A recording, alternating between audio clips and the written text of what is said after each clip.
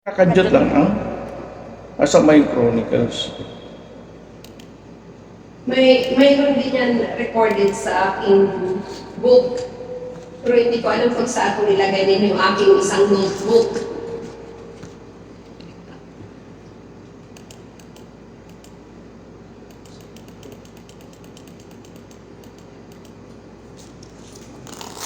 Praise God. Ang sabi dito sa 2 Chronicles 7:14, "If my people who are called by my name shall humble themselves and pray and seek my face and turn from their wicked ways, then I will heal their land."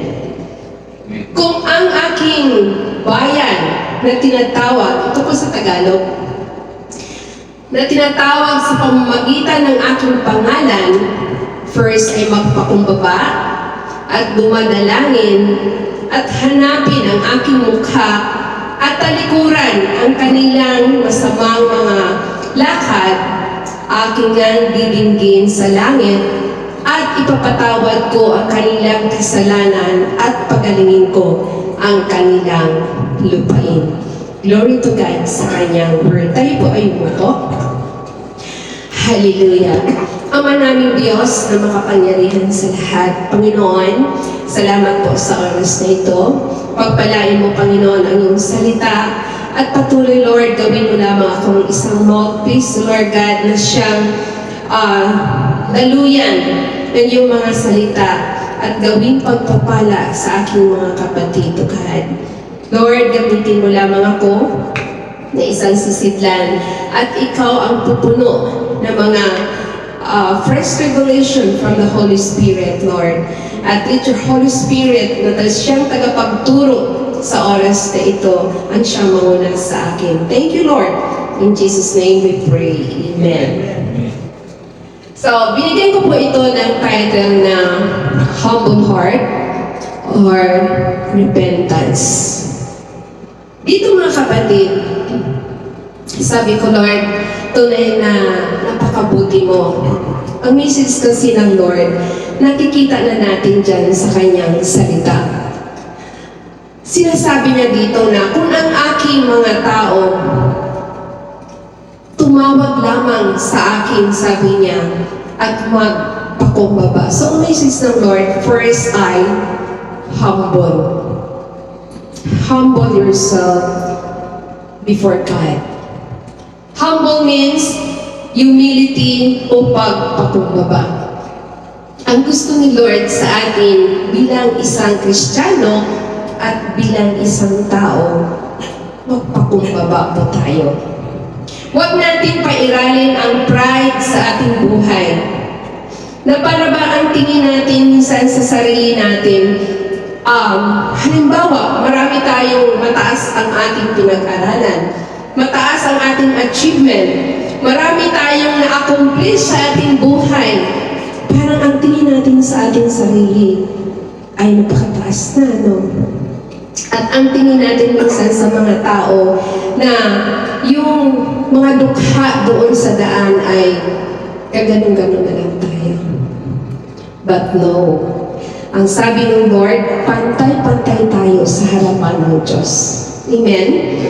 At dapat, kung tayo man ay nagkakasala, ang gusto ng Lord ay ibaba natin ang ating sarili at lumapit sa Kanya. So alam niyo mga kapatid, ang pagpapakumbaba, ma-overcome natin yung pride. Minsan kasi sa isang tao lamang ako napakahirap na ibaba ang ating sarili. Napakahirap na maapakan ang pride ng isang tao. Aminin man natin at sa hindi. But bilang isang Kristiyano, dapat hindi na ang pride ang nangunguna sa atin, kundi ang pagpakumbaba sa buhay na natin yun. Amen? Glory to God.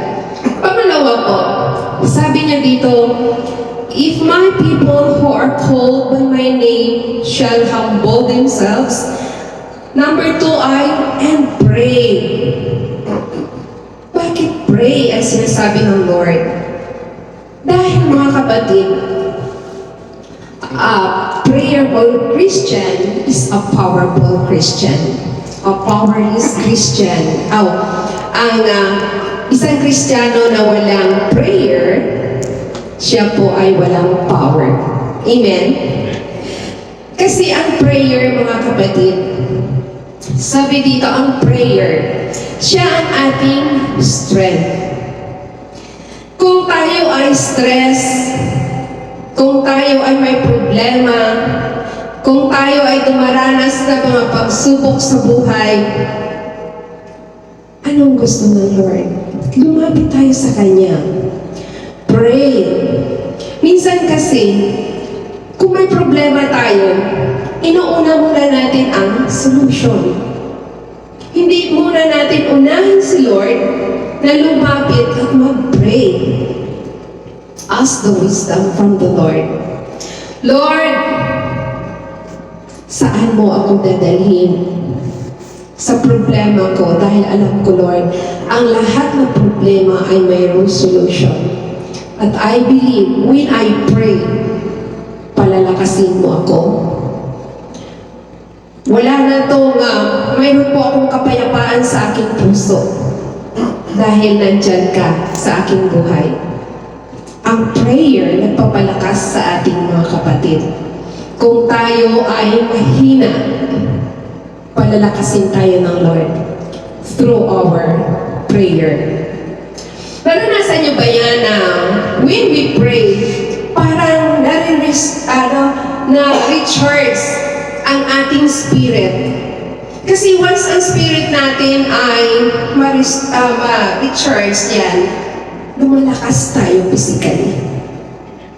Pag ikaw ay depressed, ang iyong spirito ay wala din. Kaya si Lord lang, makipag-communicate tayo kay Lord through prayer. Amen?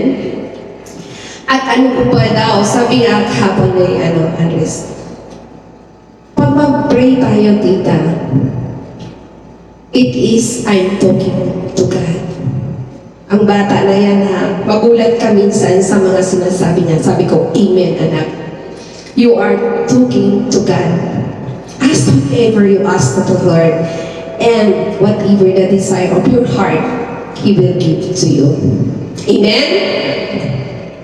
Pangatlo po, nakikita ko dito na, sabi nga, humble themselves, pray, and seek my face and turn from their wicked ways. Pag hinanap natin, ito yung inuutos ng Lord sa atin bilang mga anak niya. Kasi palagi nating hanapin ang mukha ng Panginoon. At gawin natin, sabi nga, kapag si Lord, kapag tayo palagi babad sa kanyang salita, babad sa prayer, at mababa ang ating kalooban, mapalayo tayo doon sa mga kasalanan. Gusto ni Lord kasi, yung kanina yung topic natin, prepare yourself. The pre-tribulation, di ba? I-prepare natin ang sarili natin na pagdating ng Panginoon, we are ready na makasama niya sa heaven.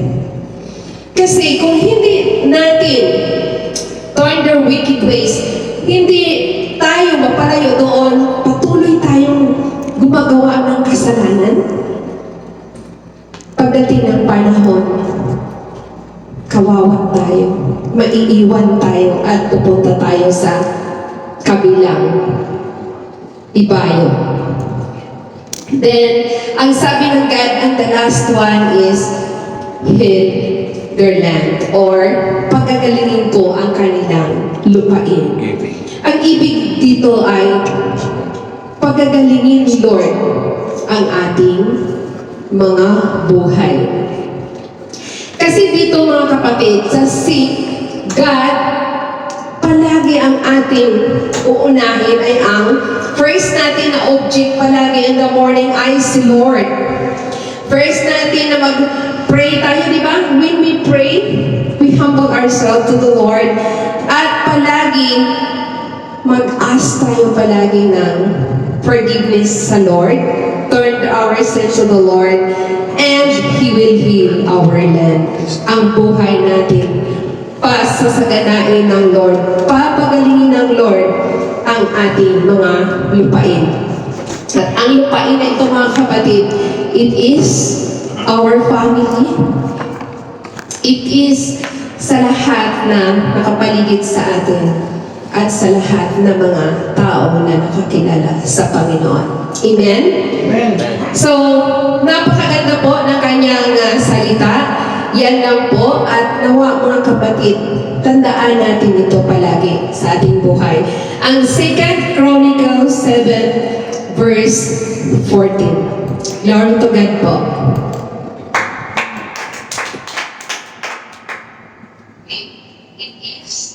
Oh. Ano yun?